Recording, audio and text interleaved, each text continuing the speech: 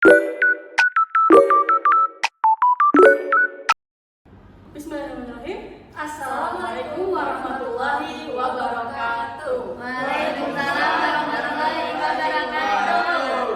Oke teman-teman, kembali lagi bersama kami di Podcast Gen Z. Oke, di hari ini, di podcast kita kali ini kita akan membahas apa nih? Kita akan membahas mengenai perempuan berkemajuan dalam menghadapi stunting, guys. Oke, di sini kan kita membahas tentang perempuan berkemajuan. Apa sih hubungannya perempuan berkemajuan dengan stunting? Ya. Nah, jadi di sini kita akan membahas apa sih hubungannya gitu kan. Kemudian nih teman-teman, perempuan ini, kita ini sebagai perempuan masih di era yang dimana kita tuh memperjuangkan kesetaraan gender ya teman-teman ya.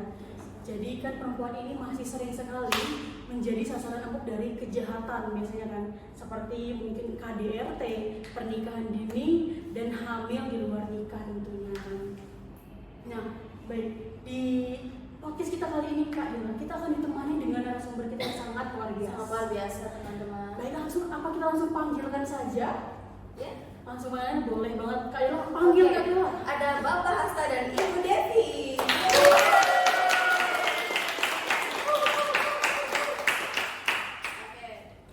Oke, kan sebelumnya karena kita kan belum saling kenal ya, Betul. Kak. Jadi kita kenalan dulu, Kak. Perkenalkan, aku Meira dan rekan aku Dewi. Oke, di sini kita bersama narasumber yang sangat luar biasa tentunya ya, yang sudah bertemu dengan secara langsung dengan narasumber kita dan sudah melakukan wawancara terhadap narasumber kita bagaimana cara dari narasumber kita ini melawan stunting itu sendiri. Ya. Oke, kita kan di sini mau membahas perempuan ya. Jadi kan di sini membahas perempuan berkemajuan yang melawan stunting, gitu teman-teman. Nah dari aku sendiri nih Kak, stunting itu yang aku tahu itu gimana anak kecil lah, setauku ya anak kecil gitu kan, mereka mengalami pertumbuhan yang lambat dari usia-usia teman-teman seusianya seperti itu ya Kak. Ya, kalau dari aku sih stunting itu orang yang kekurangan gizi. Kita lebih lagi kita tanya ke Narasumber aja langsung. Ya. Oke, jadi sebelum kita masuk ke pembahasannya Kak, aku mau jelasin. Jadi kita itu cerita ini tuh kita dapat dari seorang narasumber ya. Jadi ada Ibu Mawar dan juga anaknya itu adik Melati namanya. Jadi adik Melati ini pernah didiagnosis itu terkena stunting itu waktu lahir gitu. Oke, baik, jadi cerita ini diambil dari narasumber kita yaitu Ibu Mawar dan adik Melati. Jadi dari sini tadi kan adik Melati ini mengalami stunting di umur yang masih kecil ya, baru lahir gitu kan.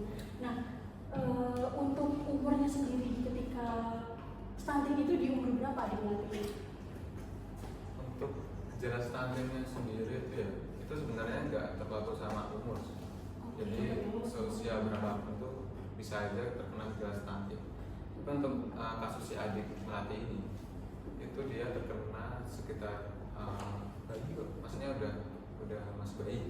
Itu sekitar 18 bulan sampai 20 bulanan. Jadi masih ya kecil. Nah, Oke, jadi dia terkena stunting ini di 18 bulan sampai itu ya. Oke, untuk ciri-cirinya sendiri kok bisa tahu akhirnya didiagnosis stunting itu gimana tuh Kak? ya mungkin pertama tahunnya itu si Ibu Mawar itu udah memperkirakan ya, maksudnya ada sedikit kelainan gitu di adik Melati. Itu mungkin dari pertumbuhannya, perkembangannya itu terkait tinggi badan, mungkin sama teman seusia sepantarannya itu kayak terlalu beda gitu. Kemungkinan dari berat badan juga itu juga beratnya masih kurang dari anak-anak seumurannya. Mungkin untuk ciri-cirinya tadi itu diketahui juga kalau udah mungkin Ibu Mawarnya konsultasi ke ini dokter spesialis anak. Oke, kalau boleh tahu nih, apa sih penyebab adik Melati ini bisa terkena stunting? Kalau untuk kasus si adik melati ini tuh dari diagnosis dokter, adik melati ini tuh terkena anemia, dan itu tuh terjadi karena waktu kehamilan si ibu mawar ini beliau ini tidak mengkonsumsi kayak suplemen kehamilan dan juga vitamin gitu. Itu karena si ibu mawar itu mual gitu loh kalau setiap dia tuh mau minum suplemen kehamilan ataupun vitamin gitu. Jadi itu kayak dari situ itu menyebabkan si adik melati itu jadinya terkena anemia dan akhirnya didiagnosis kena stunting tersebut.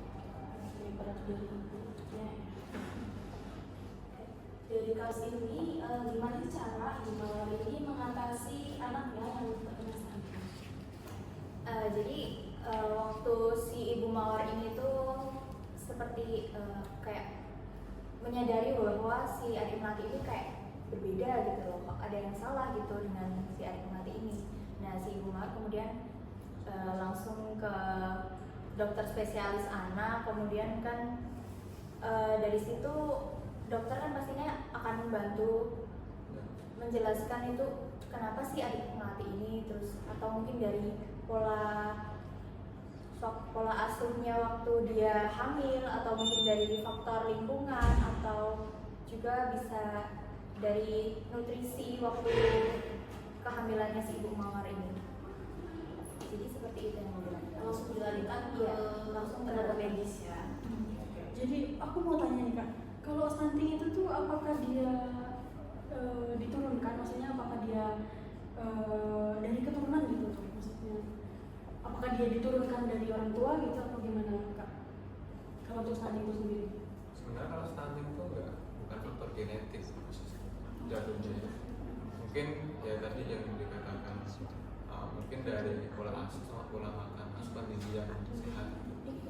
Mungkin kalau untuk kasus adik melati ini itu mungkin dari dalam kandungannya itu udah mungkin kan tidak adanya suplemen misalnya, tidak mengkonsumsi itu. Mungkin faktor-faktor lain, faktor yang dari luar eksternal itu juga mempengaruhi keberadaan ini si adik melatinya itu, makanya jadi stunting. Oke, dari kasus ini berapa lama sih adik melati ini terkena stunting? Terus kira-kira berapa sembuhnya? Sebenarnya proses penyembuhan sama perawatan itu cukup lama ya. Si adik melati itu lekas pulih dan maksudnya kembali sehat lagi itu sekitar umur 2 tahun dari 18 bulan itu. Oke, aku juga ada pertanyaan kan sudah intinya dari adik melati ini kan sudah selesai mengalami stunting, sudah sembuh nih kan. Nah dari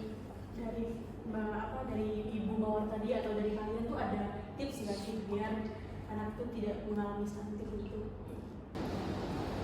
Jadi terutama untuk ibu-ibu yang sedang mengandung itu mulai sekarang tuh perbanyak konsumsi suplemen dan juga vitamin yang mengandung zat besi, kalsium, terus juga makan makanan itu yang sehat juga tuh, jangan terlalu banyak makan yang junk food itu, yang instan, terus makanan yang dijual di pinggir jalan yang nggak sehat-sehat itu mulai dikurangi dari sekarang. Dan itu bukan cuma untuk ibu-ibu juga ya, ini juga berlaku buat kita yang Gen Z ini. Mulai dari sekarang itu harus menerapkan pola hidup seperti itu, karena nantinya kita juga akan menjadi seorang ibu kan ke depannya gitu. Jadi kita harus menerapkan pola hidup sehat itu, terutama untuk mencegah bahwa nanti anak kita kemungkinan akan terkena stunting. Mungkin dari tips-tipsnya tadi faktor nanya itu sebenarnya sangat penting sekali. Kelangsungan si anak itu itu dari orang tua sih, dari pola asuh orang tua, pola makan, lingkungan hidup, tempat tinggal itu juga berpengaruh terhadap si anak. Oke, tak terasa kita sudah di penghujung acara kita nih teman-teman. Ya, sayang sekali ya teman-teman. Ini tapi materi ini sangat menarik sekali ya Kak. Menarik banget. Kenapa? Ini loh, jadi kayak kita bisa mengambil bahwa dari sekarang ini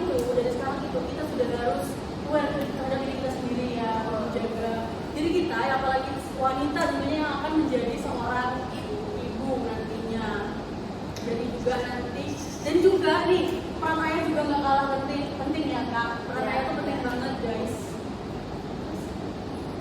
Ya, dan juga stunting itu juga terkena pada anak kecil aja, jadi anak remaja juga bisa terkena stunting guys, jadi hati-hati ya. Jadi dan lebih aware untuk diri kita sendiri ya tentunya. Edukasi apapun itu lah, jaga pola makan, jaga kesehatan. Baik teman-teman, kita akan tutup acara ini, tapi kita akan ucapkan dulu terima kasih yang sebesar-besarnya kepada narasumber kita Yang luar biasa ini. Aku Meira dan Aku Dela, bersama narasumber kita yaitu Bapak Hasta dan Ibu Devi. kami pamit undur diri. Terima kasih. Selamat malam. Wassalamualaikum warahmatullahi